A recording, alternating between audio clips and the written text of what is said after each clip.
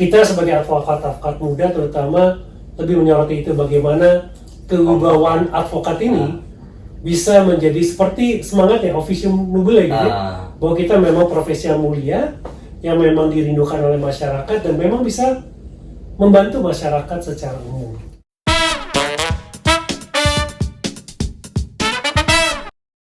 Selamat datang di Law Centris, Accelerate Your Business with Law Centris. Sekarang di sini saya sedang bersama Bapak Dr. Kristianto Silalahi. Ini sudah dokter muda nih, gitu ya.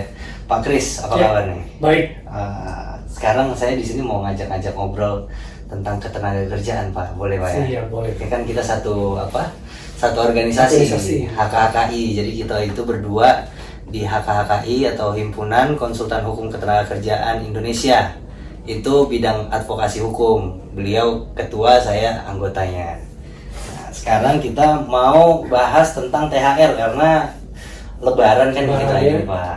Jadi banyak pertanyaan-pertanyaan dari masyarakat ya, yang saya banyak juga udah mengkaji secara sendiri sih. Sendiri itu saya pernah ada yang nanya terus saya kaji sendiri tanpa diskusi, saya kasih. Nah, ini sekarang udah ada yang lebih senior dari saya, jadi mungkin lebih paten nih pendapatnya, gitu Pak Kris.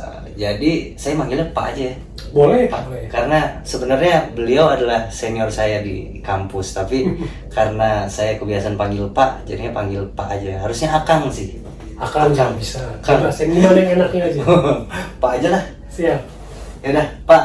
Gini Pak, kalau ngomongin THR itu pertama, kalau di Permenaker THR itu kan yang diatur ada pengaturannya tuh. Yang berhak atas THR, PKWT dan PKWTT, hanya sebatas itu gitu ya. Nah, cuman banyak yang nanya juga nih, kalau magang, kalau probation, terus kalau misalnya outsourcing, nah gitu-gitu berhak atas THR nggak tuh Pak? Oke. Ya pada prinsipnya kan THR adalah sebuah hak bagi pekerja gitu ya. Nah kalau tanya tadi magang dan sebagainya, pertanyaan apakah mereka termasuk kualifikasi pekerja atau tidak kan ya? Outsourcing, kalau kita bicara outsourcing kan pekerja juga gitu ya. Outsourcing apakah dia dalam konteks alidaya atau memang outsourcing murni, ya pada prinsipnya dapat. Cuman kalau kita bicara magang itu kan sebetulnya bukan bagian, makanya konteksnya perlu dilihat juga kadangnya. Tapi kalau magang pada umumnya, apalagi magang dalam konteks pemagangan yang ada dalam peraturan ketenagakerjaan, konteksnya kan pelatihan kerja ya. Artinya kalau konteksnya pemagangan di situ, secara regulasi tidak ada kewajiban secara langsung. Tapi kalau tadi probation kan hanya tahapan. Tapi kan orang tuh probation tuh hanya berlaku untuk PKWTT, karyawan tetap, prosesnya sebelum diangkat tetap, dia ada percobaan. Tapi kan percobaan itu sendiri sesungguhnya bagian dari perjanjian kerja waktu tidak tertentu kan. Dan sendirinya berarti dia berhak juga atas THR. Nah, kalau probation berarti masuk karena dia masuk ke perjanjian kerja yang mana itu PKWTT atau pegawai tetap gitu ya. Jadi itu berhak juga setelah sebulan gitu kan Pak ya? Setelah sebulan, kalau baru sehari seminggu kan belum bisa. Cuman kalau dikasih boleh Pak? Kalau dikasih kan gak larang. Namanya hak itu kan kalau dia punya hak dia bisa menuntut kalau tidak diberikan. Tapi kalau dia nggak punya hak, kalau orang mau kasih kan itu namanya rezeki. Jadi boleh-boleh saja.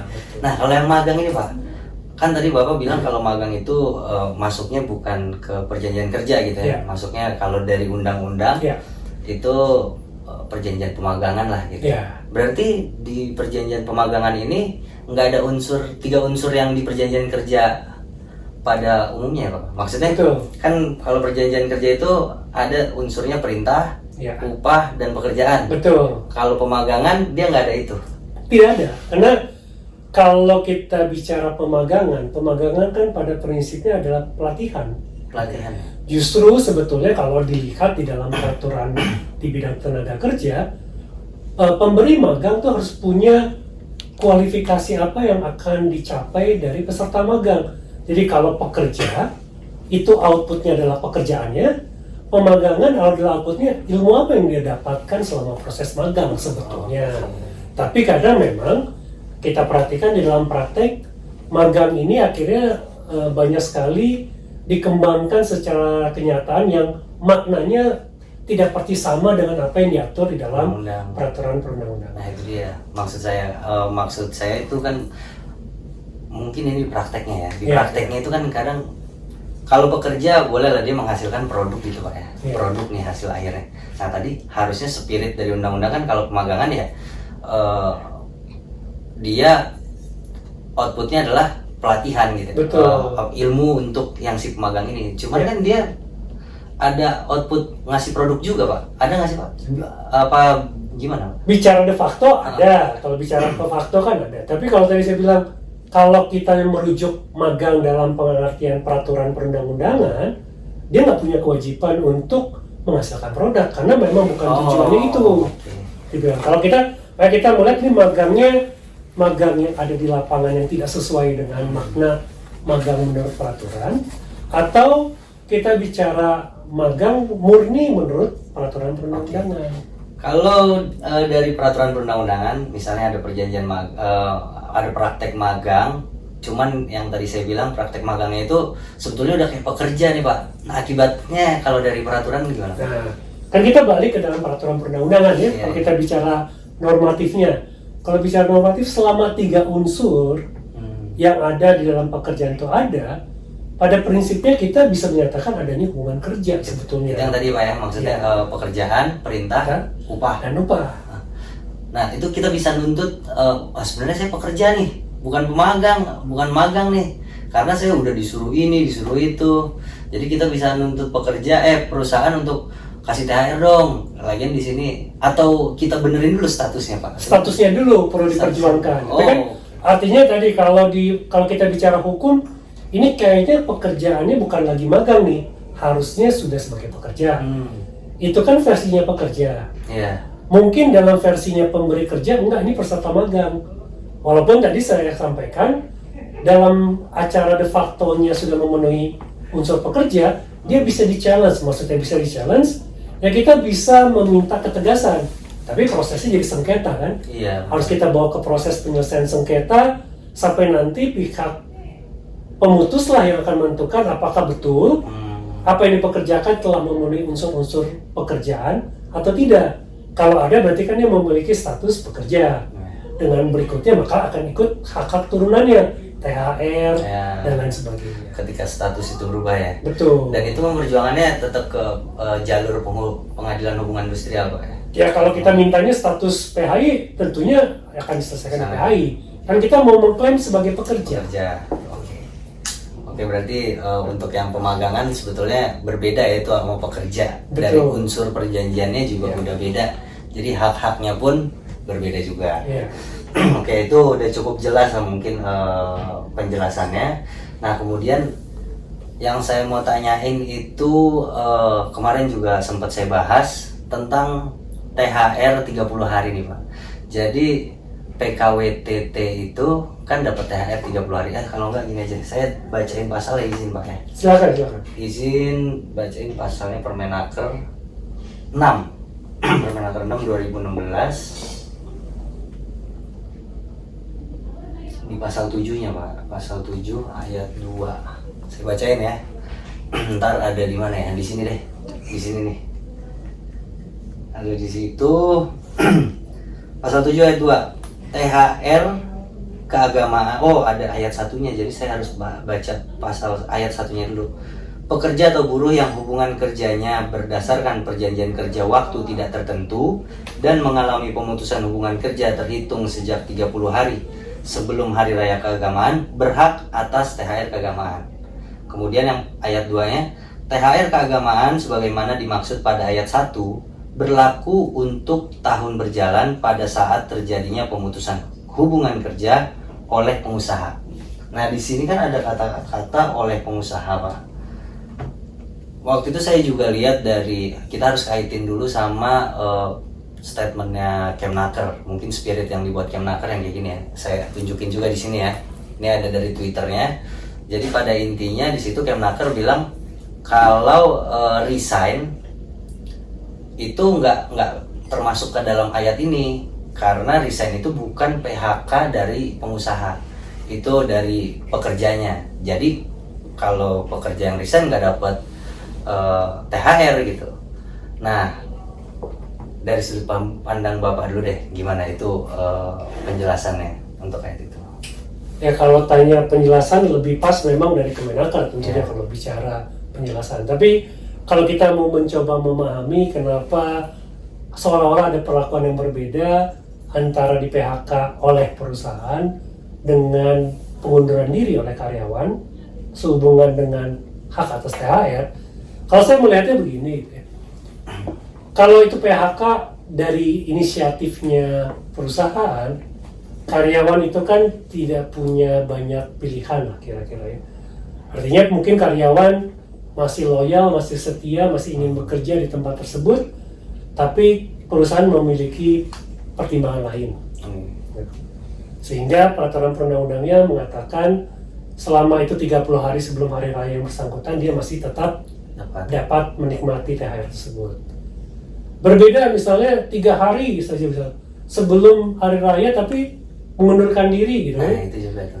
Persoalannya adalah kalau mengundurkan diri kan berarti si karyawan tahu gitu ya bahwa ada konsekuensi-konsekuensi tertentu yang dia tidak akan nikmati. Artinya sebenarnya sederhananya kalau masih pengen THR ya tahan-tahan dulu lah sampai hari raya misalnya kan begitu. Tapi kalau memang dia sudah tidak tahan, memang harus ada kondisi dia harus keluar sebelum hari raya, tentu dia punya pertimbangan sendiri. Yang saya rasa pada posisi itu mungkin seyogyanya dia sudah mempertimbangkan termasuk kehilangan atas THR tersebut. Saya menduga ya rasionalitas yang paling masuk di akal penjelasannya kurang lebih seperti itu ya. Ya. Ya. Nah tapi tadi Pak Kris bilang tahan-tahan dulu lah gitu ya. Nah ini juga sebenarnya di prakteknya jadi polemik nih Pak. Karena banyak pekerja tahan-tahan untuk dapat THR, tapi ternyata bulan depannya resign, gitu kan. Nah ini kan kayaknya kalau dari sudut pandang perusahaan, waduh rugi banget ini baru dapat THR mereka resign atau mengundurkan diri lah gitu. Nah itu praktek yang kayak gitu bisa atau memang harus ditanggulangi sama perusahaan Pak? Ya kalau bicara itu kan karena kita negeri yang taat asas hukum gitu ya, katanya negara hukum bukan negara kekuasaan. Ya itu adalah sebuah fakta yang secara de facto akan sulit dihindari gitu ya. Jadi kalau memang itu nggak ada, artinya tidak ada sesuatu yang dilanggar sebetulnya. Ya mau nggak mau itu sesuatu yang perlu dipertimbangkan oleh perusahaan. Karena sebetulnya kalau dari sisi organisasi perusahaan kan karyawan itu telah bertahan tidak murni hanya karena semata-mata THR atau upah ya. Ada retention program yang sangat bervariasi di sebuah perusahaan. Itu adalah salah satu yang mungkin dikembangkan perusahaan sehingga setelah hari raya nggak otomatis banyak orang yang eksodus keluar, tidak harus seperti itu gitu. Itu mungkin yang bisa jadi alatnya. Tapi kalau kemudian ingin THR-nya nggak dibayar takut keluar, ya itu nggak bisa dilakukan juga gitu ya. Karena ya THR harus diberikan pada saat sebelum hari raya itu ya harus sudah dipenuhi. Jadi memang kalau hukum di Indonesia ya udah memikirkan lah konsekuensinya memang akan terjadi. Ya kalau memang ada yang seperti itu, ya itu udah diakomodir juga sama undang-undang. Betul. Jadi ya memang bisa seperti itu kejadiannya gitu Pak ya. Betul. Jadi nggak jadi masalah ya. Ya kalau masalah saya nggak bisa jawab ya. Itu kan kembali kepada. Tapi saya juga bisa menjawab tidak ada peraturan yang dilanggar, tidak ada pelanggaran hukum di situ. Sama kadang kalau ilustrasikan karena saya mungkin suka melihat sepak bola, orangnya main ultra defensif, bertahan semua, buang-buang waktu. Orang mungkin sebel nontonnya, nggak suka nontonnya. Tapi ya secara aturan parkir bus itu tidak melanggar aturan sepak bola gitu ya. Tapi membuat orang sebal, kesel, ya itu mungkin sekali terjadi, tapi kan tidak bisa dihukum gitu ya. Ya kira-kira mungkin begitu. Analoginya bagus Pak. Jadi kayak Mourinho yang waktu itu ya, parkir bus kan Inter Milan, jadi kayak kelihatan nggak ada entertainnya. Padahal penonton mengharapkan ya ada serangan balasan lah gitu. Nah, ini sama halnya kayak yang tadi ini lah ya. Kalau melanggar dibilang ya nggak melanggar kayak gitu. Nah Cuman mungkin kalau untuk menanggulangi kayak gitu, misalnya dari sudut pandang perusahaan merugikan, mungkin perusahaan juga bisa ini nggak sih Pak, bikin klausul. Kalau misalnya perusahaan bikin klausul, setelah dapat THR nggak boleh resign gitu. Nah itu melanggar nggak itu Pak? Kalau kita bicara itu kan ini dua hal yang berbeda gitu ya. Artinya THR jelas merupakan hak karyawan. Ya. Nah kalau kita bicara kan sebetulnya kesepakatan itu dimungkinkan antara pekerja dengan pemberi kerja. Tetapi kalau kita bicara KUH Perdata, kesepakatan itu tidak boleh melanggar peraturan perundang-undangan. Artinya kalau kita melarang karyawan untuk resign karena telah menerima THR, saya bisa menjawabnya nggak ada dasar hukumnya saja untuk memberikan legalitas itu. Berbeda kalau dia nggak bisa keluar karena ada ikatan dinas, itu kan clear ya. Tapi kalau Anda nggak boleh kerja karena baru sebulan kerja di sini, Anda karena sudah dapat THR nggak boleh resign, itu tidak ada alasan pembenarannya menurut hukum. Ya. Itu apa namanya, memang apa sih tadi Pak? Kalau untuk yang apa tadi kita yang ngobrolin yang THR itu ya? THR yang tidak dapat kalau mau setelah dapat THR begitu resign. Oh, karena resign itu adalah memang hak. Itu kan haknya karyawan. Hak karyawan. Kalau dia sudah dapat haknya, begitu dia resign ya itu kan pilihannya dia. Gitu. Makanya tadi Bapak juga bilang itu hal yang berbeda karena yang satu kita bahas THR, yang satu haknya pekerja untuk resign ya. Ya. Itu. Yang mungkin bisa diatur sebetulnya kan kita tahu adalah mekanisme pengunduran diri. Ada beberapa perusahaan, saya tahu salah satu perusahaan yang mungkin yang saya pernah tahu secara pribadi cukup lama, resign itu harus diajukan 6 bulan sebelumnya. Itu boleh ya? Karena jenis, kan itu selama kesepakatan ya. Peraturan perundang-undangan kan tidak mengatur bahwa kalau ada pengaturan khusus itu tidak bisa. Yang 1 bulan itu Pak? 1 bulan kan itu yang lazim gitu ya. Tapi kalau memang karena pekerjaannya, apalagi dia harus menyelesaikan pekerjaan tertentu gitu ya. Misalnya dia lagi mengerjakan sebuah proyek harus selesai, itu kan dimungkinkan karena memang kondisi pekerjaannya. Iya, betul. Jadi artinya kalau memang batasannya terkait dengan mekanisme pengajuan pengunduran diri, itu masih lebih dimungkinkan karena secara universal di banyak negara pun hal itu dimungkinkan karena terutama menimbang tipikal pekerjaannya ya. Jadi kita tidak melihat THR atau bukan THR, tapi memang pekerjaannya karyawan itu tidak mungkin mengundurkan dirinya dalam waktu yang terlalu singkat karena ada handover, ada pekerjaan-pekerjaan detail yang harus dirapikan. Transfer ini lah, transfer pekerjaan betul, lagi Pak ya. Betul. Nah, tapi kalau yang 1 bulan itu kan yang diatur undang-undang Pak. Iya. Itu minimalnya ya, maksudnya maksimal kalau misalnya 15 hari gitu. Ya, kalau kita bicara kan soal lagi bahwa mekanismenya ketika ada pekerjaan yang menjelaskan dia memang harus membutuhkan waktu lebih lama, saya tidak melihat bahwa kemudian itu menjadi sebuah pelanggaran hukum gitu ya. Dalam konteks 1 bulan itu dilewati karena memang tipikal kebutuhannya. Tapi kalau kita bicara memang kondisi pekerjaan-pekerjaan yang biasa, normal, 1 bulan sebenarnya cukup gitu. Tetapi kalau kita bicara pekerjaan tadi yang memang lagi ongoing atau lagi development pekerjaan, 1 bulan itu kan tidak mudah, apalagi untuk sifat-sifat pekerjaan yang ekspertisnya sangat langka gitu. Mencari pengganti kan juga tidak mudah gitu. Nah ini menurut saya ketika lihat ada kondisi-kondisi seperti ini, hukum itu tidak mungkin bisa diterapkan terlalu kaku menghadapi situasi-situasi seperti itu. Jadi bisa juga digunakan kesepakatan-kesepakatan yang win-win solution gitu. Betul. Nggak merugikan paling tidak. Merugikan. Nah, berarti itu bisa juga tuh Pak. Misalnya resign aturannya 6 bulan gitu. Dikeker sama pekerjaannya nih. 6 bulan habis THR 1 bulan saya resign nih. Hari raya bulan Juni. Berarti saya ngajuin resignnya dari bulan Desember deh. Bisa juga ya, cuman konsekuensi hukumnya tetap dia perusahaan harus bayar THR gitu. Tetap bayar THR. Oke, kecuali dalam ikatan dinas gitu ya. Kecuali ikatan dinas. Saya makanya kalau saya sih bilang kalau dari sisi perusahaan tentu perusahaan kan bisa menahan karyawan itu tidak semata-mata dengan upah.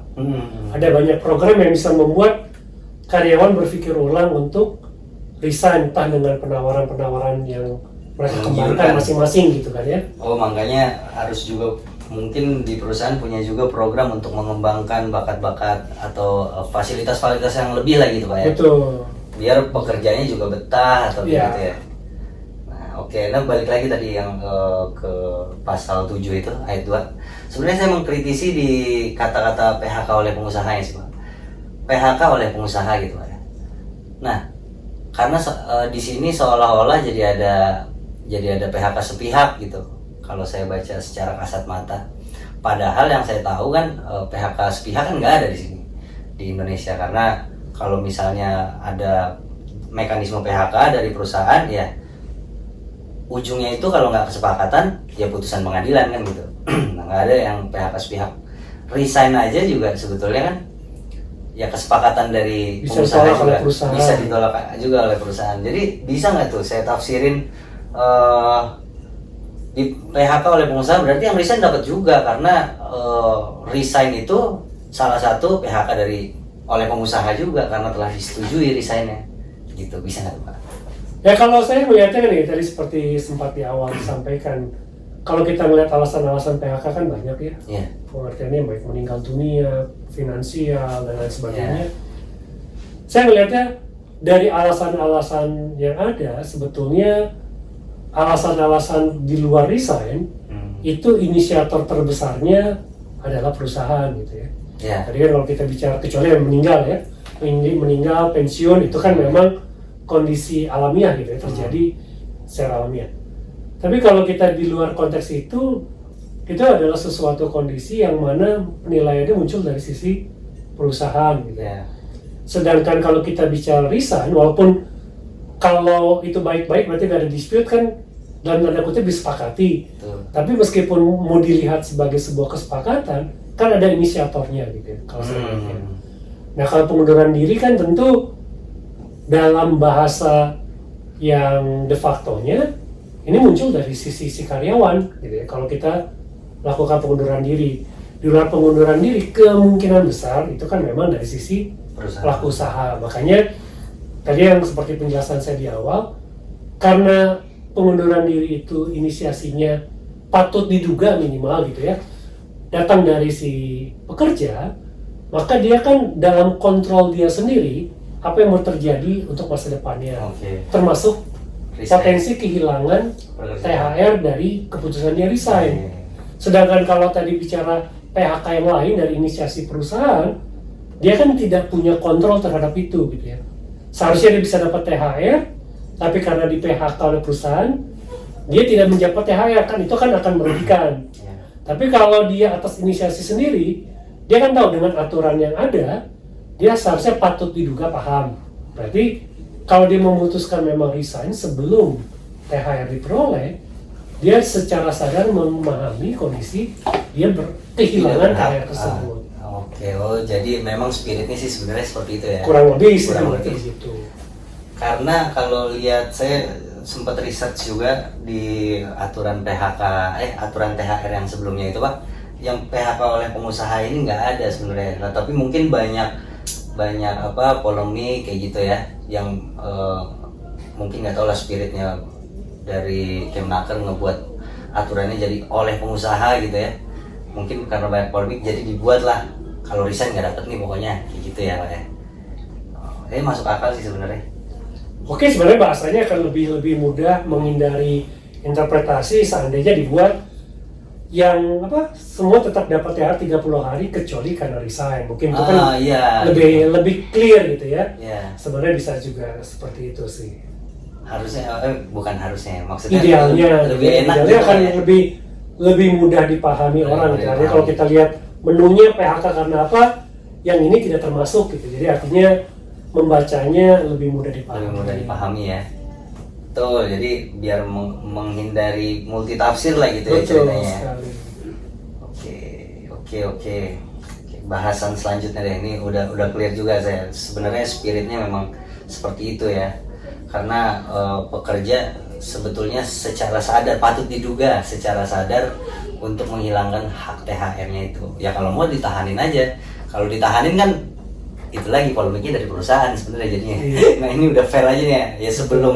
Sebelum hari raya ada polemiknya dari pekerja, setelah hari raya ada polemiknya dari perusahaan. Nah, mungkin memang nggak bisa diakomodir semua ya Pak, Betul. untuk polemiknya itu. Oke. Nah ini kemudian ada lagi pertanyaan, bisa nggak Pak THR ini diberikan dalam bentuk lain kalau disepakati gitu? Menarik sebetulnya kalau membahas ini gitu ya.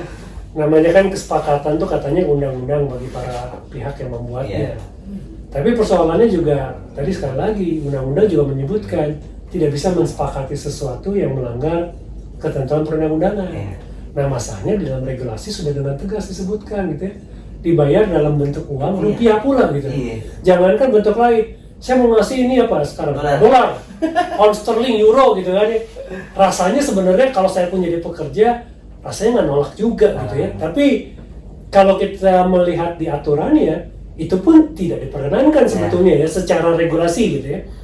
Jadi kalau kita taat asas sebetulnya ya memang harus dibayarkan secara tunai melalui mekanisme uang rupiah. Nah, cuman kan Pak, kalau di peraturan itu kan, kalau yang saya pelajari, maksudnya ini dari sudut pandang saya kalau melihat peraturan itu kan ada perintah, ada larangan, tapi ada juga anjuran nih Pak. Iya.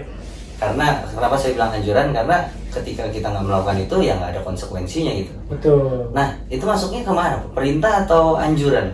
Kalau menurut Yang mananya nih? yang untuk dibayarkan ke rupiah, mungkin bisa di apa? Kalau saya sih melihat kalau konteks rupiah saya kurang ingat persis gitu ya kalau bicara rupiahnya. Tapi kalau melihatnya mungkin itu lebih saya sih menilai lebih kepada anjuran sebetulnya. Anjuran ya. Dalam konteksnya artinya gini, dalam bentuk pembayaran uangnya gitu ya. Kalau kita bicara tadi currency-nya ke yang lain, ya itu kan dikonversikan tidak menyalahi aturan juga gitu. Artinya tidak menjadikan sebuah akibat yang melanggar hukum gitu ya. Tapi kalau tadi mau saya ganti pakai voucher, nah ini kan jadi pelanggaran. Kenapa bisa dianggap jadi pelanggaran? Karena esensinya kan memberikan atau semangatnya undang-undang memberikan benefit kenikmatan uang untuk tunjangan hari rayanya. Kadang kalau kita berganti dalam bentuk lain kan belum tentu juga sesuai dengan kebutuhannya. Nah tadi persoalannya kalau kita bicara kesepakatan, kalau saya melihat kenapa kalau kita melihat perjanjian kerja perburuhan ini kan tidak murni perdata gitu ya. Ya, Kan ada sisi administrasi negaranya gitu ya. Artinya ada ruang publiknya dalam kesepakatan kerja ya. Tidak diserahkan murni kepada data. pekerja dan pemberi kerja semata. Kenapa dibuat seperti itu? Salah satu pertimbangannya karena dianggap dalam banyak kasus kedudukan antara pekerja dengan pemberi kerja dianggap pemberi kerja ini punya kedudukan yang lebih kuat. Nah tadi kalau Mas bilang kemudian disepakati, kadang mungkin ada kekhawatiran kesepakatan ini tidak murni karena bisa saja mungkin setengah terpaksa pekerja menerima daripada nggak dapat sama sekali. Jadi cari amannya ya sudah dalam bentuk rupiah disebutkan dalam peraturan perundang-undangan, biarkan si pekerja itu yang nanti mengkonversinya menjadi apa gitu. Mungkin juga saya jadi kepikiran mungkin pemerintah buat dalam bentuk rupiah itu karena ada tujuan lain juga ya Pak. Mungkin rupiah kan langsung bisa dikonsumsi di masyarakat, terus perputarannya di situ juga rupiah lagi juga. Betul. Gitu Pak ya? Iya. Mungkin ya. Jadi ya masuk akal juga sih kalau misalnya pakai rupiah. Cuman berdasarkan peraturan perundang-undangan anjurannya itu rupiah gitu. Tapi kan sebenarnya di luar itu juga kita kan punya undang-undang mengenai uang gitu ya. Yeah. Mengatakan kan jelas peredaran transaksi di dalam Indonesia harus dilakukan dalam bentuk rupiah. Yeah. Jadi kalau merujuk ke situ itu bahkan menjadi mandatory gitu ya. Karena kan transaksi kalau kita bicara pengupahan kan bagian dari transaksi yang dilakukan di dalam wilayah hukum Indonesia. Makanya balik lagi kaitannya ke situ lah ya. Jadi itu juga bisa, termasuk. Bisa jadi ke situ juga. Benar. Jadi biar harmonisasi peraturan perundang-undangan. Oke, mantap. Jadi gitu guys, buat yang dibayar upahnya pakai dolar secara normatif secara normatif ya Pak. Katanya harusnya rupiah gitu ya. Tapi kalau secara de facto Ya kita nggak bisa komentar soal itu ya. Iya, karena kalau misalnya saya dikasih, misalnya saya THR-nya sebetulnya 5 juta gitu ya, saya dikasih berapa dolar ya, 500 dolar gitu, kan lebih tinggi ya berarti. Masalah lebih tinggi. Lebih tinggi, 500 dolar, masa saya tolak gitu Pak ya. Nah Betul. cuman kan di sini harus ada nggak Pak ya, ketika ada kesepakatan yang di luar, walaupun itu win-win solution Pak. Nah dari pemerintah itu ada ini nggak Pak? Kalau saya sih melihat secara praktis nih, secara praktis kesepakatan yang tidak masuk ke dalam ranah hukum pidana terutama, ya sepanjang tidak ada komplain dari masyarakat ya sebetulnya tidak ada pengaduan, tidak ada kasus di situ. Ya. Lain ceritanya ketika kemudian ada pihak-pihak yang keberatan. Contoh maksudnya ini mungkin menjadi rahasia umum, misalnya kita bicara upah minimum. Yeah.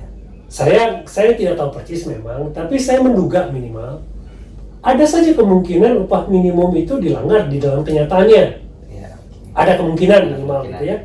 Tetapi sepanjang yang diupah itu juga tidak menyampaikan laporan, tidak ditindaklanjuti, itu kan menjadi belum muncul pelanggarannya. Itu contoh konkretnya kan seperti itu. Nah sama tadi kalau kemudian THR-nya diganti jadi parsel, kemudian pekerjanya juga tidak keberatan. Ya maksud saya di sini, meskipun kemudian itu tidak sesuai dengan peraturan perundang-undangan, bagaimana hukum menjangkaunya tidak ada keluhan gitu ya. Yang pelaporan yang ada saja seringkali juga masih belum terlayani dengan waktu yang cukup baik gitu ya, karena tumpukan perkara yang banyak kadang, apalagi untuk yang belum terlaporkan, sehingga istilahnya bahasa de facto-nya belum ada pelanggaran hukum karena nggak ada yang komplain gitu ya. Tapi mungkin mereka melakukan itu karena ketidaktahuan atau malah tahu, justru tahu ya udahlah ini nggak apa-apa gitu ya. Nah itu makanya dari kenapa saya katakan di dalam hukum ketenagakerjaan itu sebetulnya ada ruang publiknya, karena tadi pertimbangannya potensi karyawan punya posisi tawar yang lebih rendah itu perlu di backup dengan intervensi ruang hukum publiknya, sehingga ada hal-hal yang tidak boleh dilanggar oleh pemberi kerja, kan kira-kira begitu. Jadi kalau tanya apa, mereka pasrah, mungkin saja pekerja karena dia takut nih perusahaannya nggak dapat apa-apa, gitu deh, parsel pun disyukurin, gitu ya, dicicil, ya sudah disyukurin saja, gitu ya. Saya tidak tahu apakah ada di lapangan, tapi kalau ternyata itu ada, ya itu bisa terjadi karena daripada ya sudah sajalah, itu kan mungkin saja terjadi, apalagi bangsa ini kan terkenal bangsa yang sangat toleran gitu ya. Kadang pesawat terlambat, kereta terlambat, cukup dengan permintaan maaf, persoalan sudah selesai gitu ya. Jadi melihat dari semangat seperti itu, menurut saya dimungkinkan hal-hal itu mungkin dapat ditemukan di lapangan. Ada atau tidak saya tidak bisa mengkonfirmasi tentunya ya. Tetapi kalau itu ada mungkin saja, karena situasi itu mungkin sangat situasional di lapangan dan tidak semua orang juga mau melakukan pengaduan atau pelaporan, sehingga mungkin saja ada. Oke. Nah, saya jadi ingat Pak, itu ada di pasal 124 Undang-Undang 13 kalau nggak salah ya. Itu yang bilang gini Pak, pada intinya gini, cuman saya lupa pasalnya persisnya. Intinya kalau buat kesepakatan itu nggak boleh rendah dari undang-undang gitu. Betul. Gitu kan ya? Betul. Di penjelasannya. Berarti kalau lebih tinggi itu dibolehkan gitu? Boleh dong. THR-nya 2 bulan gaji, ya boleh-boleh aja gitu. Kalau mau perusahaan kan nggak dilarang. Nah cuman kan berarti, tapi di situ ada yang misalnya ini atas rujukan dari serikat pekerja gitu. Serikat pekerja minta terus sama perusahaan, akhirnya perusahaan ngeiyain, jadi presiden di situ. Nah tapi kan lama-kelamaan perusahaan mikir, kok rugi juga nih. Nah itu bisa nggak Pak dibalikin lagi Pak? Sepanjang apa yang diberikan sifatnya itu insidental gitu ya. Jadi kemarin perusahaan lagi ngerasa untungnya lagi banyak, THR-nya diberikan 2 kali gitu ya. Sepanjang itu belum menjadi fakultatif secara aturan gitu ya, dimasukkan dalam PP atau PKB gitu ya. Ya dimungkinkan dong, karena kan dasarnya adalah kebijakan. Sama kira-kira ilustrasinya mungkin bonus gitu ya. Kan kalau bonus perusahaan hari ini mau kasih bonus boleh. Kalau enggak karena memang keuangannya enggak, kan nggak bisa diminta, Pak 10 tahun terakhir dapat bonus. Kenapa tahun ini nggak ada? Ya tahun ini lagi rugi kan gitu. Ya itu nggak bisa dituntut walaupun tadi seperti presiden. Pas saya udah kerja 10 tahun, dapat terus nih bonus, kenapa tahun ini nggak ada gitu ya. Ya itu kan masih bisa dibalikin. Kenapa? Karena sifatnya insidental. Walaupun dilakukan bertahun-tahun. Tapi kalau yang insidental itu kemudian dinormatifkan, entah dalam perjanjian kerja, ya bisa dibatalkan kalau ada kesepakatan baru tentunya kan. PP-nya dirubah, PKB-nya dirubah, ya baru bisa kembali ke kondisi awal. Kalau itu dinormatifkan. Kalaupun itu memang salah satu nggak sepakat, ya jadinya perselisihan lagi tuh Pak ya? Perselisihan lagi. Ya, oke. Siap. Berarti untuk yang THR tuh sampai situ pembahasannya. Jadi kalau lebih ya boleh-boleh aja. Boleh. Kalau kurang enggak. Cuma terus ketika kasih dolar, anjuran dari undang-undangnya itu pakai rupiah karena itu untuk harmonisasi peraturan perundang-undangan juga gitu Pak ya. Artinya. Nah, kemudian jadi saya sebenarnya mau nanya nih Pak. Kalau untuk spirit dari THR ini Pak ya, saya belum sempet atau nggak ada akses untuk melihat naskah akademis. Kan biasanya kalau misalnya Permenaker ada suatu peraturan kan ada dasarnya gitu Pak ya. Nah Bapak pernah ada info nggak nih untuk spirit tentang THR itu sendiri? Saya juga kalau bicara karena tidak terlibat di dalam pembentukan peraturan perundang-undangan mengenai THR ini, saya tidak tahu persis gitu ya kalau bicara filosofisnya. Tapi kalau memberikan pendapat pribadi gitu ya dalam konteks ini pemberian THR, kalau kita melihat ya kita kan memang negara yang agamis gitu ya, memang mewajibkan warga negaranya memiliki sebuah keyakinan sehingga kita masing-masing keyakinan memiliki hari-hari besarnya. Nah dalam rangka memberikan apresiasi bagi pekerja untuk menjalankan ibadahnya, hari rayanya sesuai dengan keyakinannya, maka diberikanlah tambahan hak non upah gitu ya, pendapatan non upahnya mereka yang diberikan pada hari rayanya gitu ya. Walaupun tadi ada banyak sekali pemberiannya memang variasi gitu ya, mengikuti hari raya, ada yang semua dipukul rata di hari raya tertentu, yaitu kembali kepada teknis masing-masing organisasi. Tapi intinya bagaimana memberikan apresiasi kepada karyawan gitu ya, untuk mereka bisa lebih husuk mungkin gitu ya, melaksanakan ibadahnya pada hari-hari besarnya gitu ya. Oh mungkin itu pendapat pribadi saya tentang spirit THR ya. Masuk akal tuh guys, gitu guys. Oh iya, soalnya Pak Kristianto ini dosen juga guys, jadi penjelasannya step by step kan, nggak kayak saya nih. Kalau saya kan liar gitu, cuman ya spiritnya dapat sih Pak. Saya juga mengiyakan lah kalau misalnya dari Bapak berpendapat seperti itu. Saya setuju kalau misalnya di Indonesia itu kan agamis gitu. Oke, selanjutnya kalau dari THR udah pembahasannya sampai situ aja, sudah terjawab. Maksudnya kemarin saya juga pernah ada bahas THR secara satu sudut pandang ya. Sudut pandangnya dari saya aja, sekarang dari senior saya dapat sudut pandangnya lebih komprehensif dan lebih tertata penjelasannya. Kemudian sekarang kita ngobrolin HKKI aja lah Pak. Boleh. Himpunan Konsultan Hukum Ketenagakerjaan Indonesia. Jadi ini HKKI dibuatnya sama Bu Farida ya. Bu Farida, terus kita bagian anggota bidang hukum. Nah, ini Pak, apa yang kita akan lakukan di HKKI secara aktif Pak? Maksudnya gini Pak, kan fungsi kita sebagai bidang advokasi itu untuk menjaga anggota-anggota HKKI dari tuntutan hukum atau dari serangan-serangan luar lah gitu ya. Terus ya paling itu sih fungsi utamanya. Tapi itu kan sifatnya pasif Pak. Nah kalau dari Bapak sendiri untuk sifatnya aktif itu apa program kita Pak? Ya, Kalau kita bicara namanya advokasi, tentu melakukan sebuah advokasi terhadap sebuah aturan hukum. Namanya kan kita juga konsultan hukum gitu ya, tenaga kerja. Baik itu di perusahaan, itu ada di serikat pekerja maupun di praktisi hukum ketenaga kerjaan lainnya. Yang namanya hukum tentu nggak ada yang sempurna kecuali punya Allah gitu ya. Punya Tuhan aja yang sempurna kan. Kalau yang dibuat DPR bersama pemerintah mungkin saja ada kekurangan. Makanya kita punya Mahkamah Konstitusi, kita punya Mahkamah Agung untuk melakukan review terhadap perundang-undangan di bawah undang-undang. Karena mungkin ada peraturan yang perlu diperbaiki. Nah dalam konteks HKHKI, kita bicara bidang advokasi, salah satunya kita juga akan memberikan seperti podcast ini, edukasi kepada masyarakat, THR itu apaan dan dari seperti itu.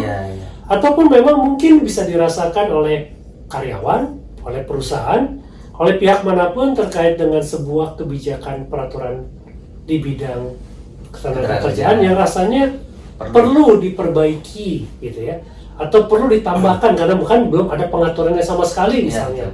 Nah di situ kita akan banyak aktif terlibat, bagaimana untuk aturan yang nggak ada kita dorong untuk segera diciptakan, atau yang perlu diperbaiki kita berikan argumentasi yang baik untuk bagaimana itu kemudian diperbaiki gitu ya. Karena kalau kita lihat HKI ini kita bukan berarti pro pengusaha, pro pengacara, pro karyawan. Kita melihat bagaimana dunia tenaga kerjaan ini bisa menjadi sesuatu dunia yang baik, berimbang, baik bagi perusahaan maupun bagi pekerja. Nah disitulah kita lihat bagaimana pengaturannya itu bisa menjembatani kepentingan para pihak di dalamnya. Jadi mengakomodir semua kepentingan. Mengakomodir semua kepentingan. Berarti selain kita menjaga anggota kita juga bisa berperan aktif untuk review kondisi. Terus kalau kondisinya di situ ada permasalahan, kita bisa ajuin ke Kemnaker audiensi gitu loh Pak ya. Betul.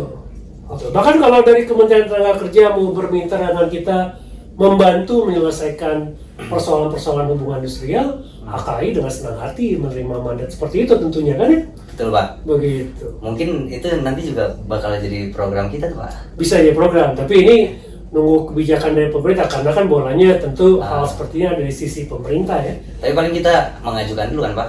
Betul, tentu kita bisa menyampaikan ini kepada pemerintah yang mudah-mudahan hal seperti ini bisa disambut baik oleh Kementerian Tenaga Kerja. Kan kita membantu gitu Pak. Betul. Profesi-profesi hukum, tapi kan kita di HKHKI juga punya banyak ini juga sih Pak, akademisi. Betul. Jadi ada lawyer, ada akademisi juga, ada yang dari ya banyak HRD dan lain-lain. Pekerja pun ada, serikat buruh pun ada. Jadi memang organisasi ini dibuatnya untuk secara general lah Pak ya. Betul. Ya? Betul. Nah itu Pak. Nah terus apa lagi Pak yang kita bisa berperan aktif? Mungkin yang podcast gini lah Pak ya. Podcast mungkin ya teman-teman lah ya, kalau memang kemudian merespon ada hal-hal yang perlu dibahas, atau termasuk juga kita tidak terbatas pada podcast dan kita bisa juga menyelenggarakan webinar, diskusi-diskusi. Tentu ya ini balik lagi karena sifatnya advokasi, kita merespon apa yang dirasakan oleh teman-teman di lapangan. Oh kita mau bahas mengenai undang-undang cipta kerja lagi misalnya, kita mau bicara mengenai pengupahan, tentu dinamika ini kita menyesuaikan dari yang sedang terjadi di tengah-tengah masyarakat. Jadi salah satu tujuan kita juga mensosialisasikan peraturan perundang-undangan. Betul sekali. Nah, saya punya ini nih Pak, punya satu kesimpulan. Kesimpulannya gini, yang statement hukum tumpul ke atas, tajam ke bawah gitu ya. Nah, saya mikir waktu itu sama teman saya, statement itu mungkin terjadi karena kurangnya informasi dari masyarakat. Betul. Padahal banyak juga yang sudah sebenarnya yang misalnya perusahaan gitu ya. Perusahaan terus menyelesaikan permasalahan dengan sesuai peraturan perundang-undangan, tapi karena terlihatnya arogan dan lain-lain dari sudut pandang sosial, jadi wah ini tumpul ke atas nih, padahal secara hukum itu diakomodir. Bisa juga gitu nggak Pak?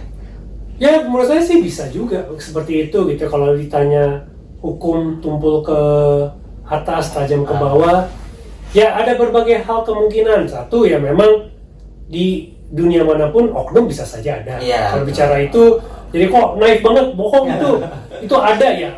Kita nggak bisa menutup mata kemungkinan itu ada gitu ya. Tapi tadi seperti disampaikan, bisa juga kadang terjadi kenapa? Masyarakat misalnya ditangkap, dia nggak ngerti hukum, diproses dengan yang salah, padahal barang buktinya juga misalnya nggak nyambung gitu ya. Tapi kenapa tetap ditahan? Karena ketidaktahuan. Ketika baru viral, baru jadi masalah seperti pengendara motor yang dibegal kemudian diperiksa kan waktu itu. Nah itu contoh ketika baru viral, baru kemudian duduk persoalannya lebih tegas gitu ya, kelihatan. Karena kalau kita mau melihat secara legal, ada orang yang nyawanya hilang karena membela diri, betul ada yang meninggal gitu ya, ada pembunuhan dalam tanda kutip gitu. Tapi konteksnya seperti apa ini kan butuh pemahaman yang kontekstual. Kalau dilihatnya secara parsial ya pelaku begal itu bisa dilihat korban murni gitu, padahal mereka adalah pelaku kejahatan, sedangkan yang diperiksa adalah orang yang bercoba memperjuangkan hidupnya secara patut gitu kan. Nah berbeda misalnya orang yang katanya terpandang atau kaya misalnya, mereka punya kapasitas cari lawyer yang bagus, mau dipanggil aja sudah dicek panggilannya benar nggak, sah atau tidak gitu. Jadi artinya mungkin penyidik akan lebih berhati-hati karena mereka berhadapan dengan orang yang mengerti gitu. Sehingga kalau dilihat secara sekilas juga bisa muncul, oh tajam ke bawah, tumpul ke atas. Jadi memang ada minimal ada dua kemungkinan ya. Satu karena memang orang-orang yang punya keterbatasan akses terhadap hukum, punya keterbatasan pengetahuan sehingga mungkin terzolimi gitu ya. Sedangkan kalau yang punya akses, dia punya akses terhadap hukum sehingga tidak mudah untuk menjerat mereka. Atau ya tadi memang oknum kita harus akui lah, dunia ini tidak sempurna kan gitu. Nah, jadi sebetulnya memang dari situ dasarnya Pak, saya membuat ini Pak, biar semua tersosialisasi. Betul. Gitu. Nah kita juga sebagai organisasi HKKI nanti mungkin spiritnya itu juga Pak, biar sosialisasinya meluas, semua masyarakat tahu hukumnya kayak gimana, sehingga tidak tidak merugikan lah, tidak ya intinya nggak ada lagi statement tumpul ke atas itu karena kurang informasi. Minimal lebih sedikit ya kalau nggak bisa dihilangkan. Untuk meminimalisir gitu Pak. Sekali. Oke, udah paling itu aja. Tapi terakhir Pak, saya mau tanya satu terakhir mengenai organisasi advokat nih Pak. Kan kemarin lagi rame-rame nih Pak. Nah karena kita sama-sama advokat, saya boleh nggak minta pandangan Bapak yang karena apa? Yang Bang Hotman Paris nih sama Pradi. Nah itu permasalahannya menurut Pak Kris gimana? Wah, kalau kasus-kasus seperti itu mungkin harus mendalami secara percis duduk persoalannya sebenarnya. Tapi kalau dari saya sih terkait advokat, saya lebih berpendapat ya kita perlu dalam satu organisasi sehingga menjadi rumah bersama yang kita benahi gitu ya. Karena kita lihat kalau pengalaman saya sebagai advokat, akibatnya dengan organisasi advokat yang tidak kompak ini, kehormatan advokat itu seringkali dipandang sebelah mata oleh penegak hukum lainnya. Sedangkan kalau kita ini kompak, gitu, terlepas dari kasusnya Bang Hotman dan Bang Otto, gitu, kita akan lebih dihargai oleh profesi lainnya, bukan cuma oleh advokatnya sendiri. Betul. Itu yang kita sebagai advokat muda terutama lebih menyoroti itu, bagaimana kewibawaan advokat ini bisa menjadi seperti semangatnya officium nobile gitu, bahwa kita memang profesi yang mulia, yang memang dirindukan oleh masyarakat dan memang bisa membantu masyarakat secara umum. Mantap sekali petuahnya. Dah paling itu aja sih Pak Kris. Makasih banyak atas waktunya. Mungkin nanti kita aktif di podcast HKKI. Paling itu aja sih. Thank you banyak. Selamat bukan selamat. Sampai jumpa di podcast selanjutnya. Ciao. Oh iya, kalau kalian suka sama video ini, jangan lupa di like, comment, share, and subscribe. Subscribe sih, karena kita punya banyak isu hukum yang belum dibahas, dan ini akan dibahas secara rutin kayak gitu. Oke? Ciao. Pak, makasih banyak Pak. Sama-sama. Thanks for watching. Don't forget to subscribe, like, comment, and share ya.